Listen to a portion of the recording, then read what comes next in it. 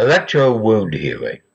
The basic idea that an electrical stimulation could help prompt healing of wounded tissue. As we run an electrical current through healthy tissue, we get a certain profile. And if the tissue is inflamed, we get a different profile. If the tissue is degenerate, such as in a degenerative injury, we get a completely different profile. Now, once we see what type of profile we get, we can stimulate electrically the different tissue by applying an electrical charge known as electro wound healing, EWH. You see, this electrical stimulation will be able to speed up osmosis, meaning speed up detox, and also then speed up nourishment. It also will have effects on anti-inflammation or on anti-degeneration. So electro wound healing is a new mechanism that, since we are all electrical beings and the cells operate electrically and have a life force, the electrical stimulation will help this. This is known as electro wound healing. Now, I first started doing this back in 1985, got it registered in 1989, and here's a little tape about me talking about it in the early 90s, for a long time ago. That was a different me, but watch now and I'll talk a little bit more in detail about electro wound healing. Injury.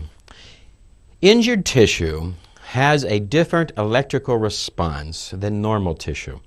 As we are running energies in and out of the body with the QXCI, we can see normal tissue patterns of electrical propagation versus the patterns of injured tissue.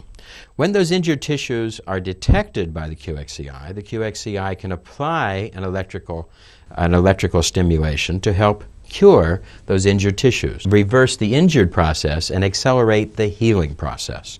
This is one of our treatments of injury. To see a more thorough report about that, that's inside the biofeedback text under a study known as injury. Well, there you go. Some of the very, very simple basics way back from the 90s of electro wound healing. Since that time, I've been able to progress the technology dramatically, making it better with better equipment, better computers, and etc.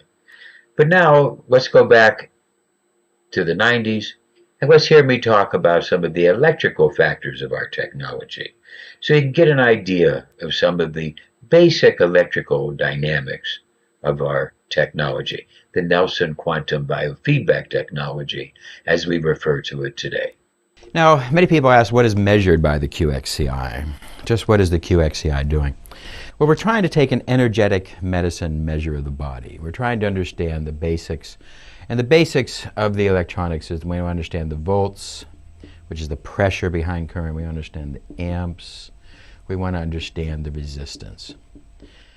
Many archaic or old-style types of energetic medicine systems only used resistance. Many of them only use temperature. Some use resistance and temperature.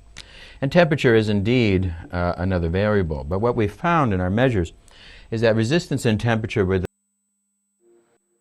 So now you probably have a better grip on some of the basic ideas of our system as we are doing energetic medicine, measuring the body electric, fixing the body electric in a cybernetic loop, all happening within the millisecond, within the second, within a very short period of time, that the system automatically is trying to fix voltage, amperage, resistance, hydration, oxidation, acid-alkaline pH pressure, and more, trying to heal inflamed tissue, to help to sedate, trying to stimulate degenerative tissue, restoring osmosis, many different factors as we measure the body electric and try to fix the body electric.